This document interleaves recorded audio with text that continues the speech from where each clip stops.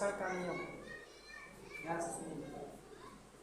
इस नियम का प्रतिपादन एम वी लोमोनोसो 1756 में किया था। इस वैज्ञानिक का नाम था एम वी लोमोनोसो। इन्होंने 1756 में पहला नियम द्रव्यमान संरक्षण का नियम दिया। ठीक है, इस नियम के अनुसार यह बताया गया था कि जो द्रव होता है द्रव अविनाशी होता है, अर्थात द्रव को न तो उत्पन्न किया जा सकता है और न ही नष्ट किया जा सकता है। अर्थात किसी भी अभिक्रिया में भाग लेने वाले अभिकारकों का कुल द्रव्यमान तथा रासायनिक अभिक्रिया के फलस्वरूप बनने वाले उत्पादों का द्रव्यमान समान होता है। सबसे पहले एक वैज्ञानिक आए जिनका नाम था लोमोनोसो।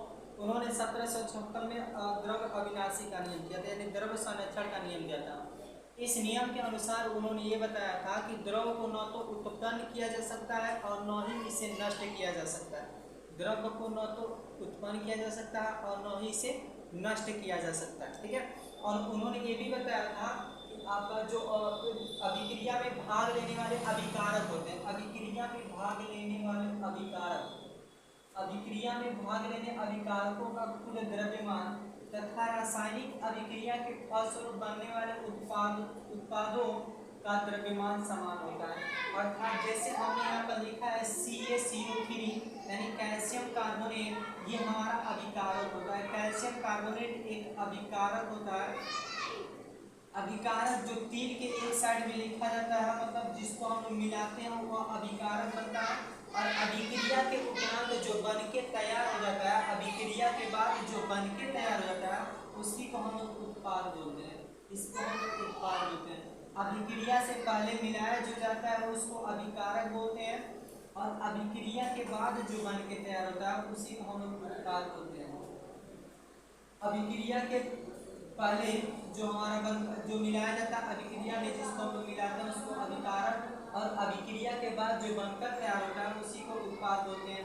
जैसे मान लीजिए अभिकारक में हमने CaCO3 कैल्शियम कार्बोनेट लिया है, कैल्शियम कार्बोनेट की मात्रा यहाँ पर हमने 100 ग्राम लिया, और उत्पाद में बनने के बाद ये CaO यानी कैल्शियम ऑक्साइड जो हमारा 56 ग्राम बन के तैयार हो रहा है, और CO2 ये 44 ग्राम हो रहा है। अर्थात इन दोनों का जब योग करें, योग करने के बाद इसका और इसका यानी अभिकारक और उत्पाद दोनों का जो द्रव्यमान होगा वो द्रव्यमान समान आना चाहिए। ये किन्होंने बताया था? लोमोनोसो ने बताया था, और इन्होंने बताया था 1756 ईस्वी।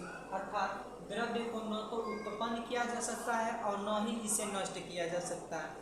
द्रव्य को न तो उत्पन्न किया जा सकता है और न ही इसे नष्ट किया जा सकता है। कहने का मतलब सीधा सा बात है कि द्रव एक अविनाशी होते हैं, मतलब उसको खत्म भी नहीं किया सकता और न ही उत्पन्न किया जा सकता है। अभिकारक का द्रव्यमान, अभिकारक का द्रव्यमान हमारा 100 ग्राम है।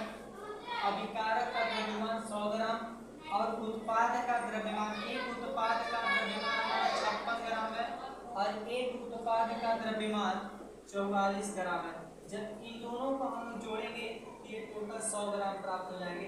अर्थात जो इन्होंने कहा था कि एक अभिकारक लीजिएगा जो अभिक्रिया के उपरांत प्राप्त होगा उत्पाद, इन दोनों का जो द्रव्यमान होना चाहिए, द्रव्यमान समान होना चाहिए। यही लोमोनोसो का द्रव्यमान संरक्षण का नियम था, या इसी को बोला जाता है कि द्रव्य का अविनाशिता का नियम। ठीक है।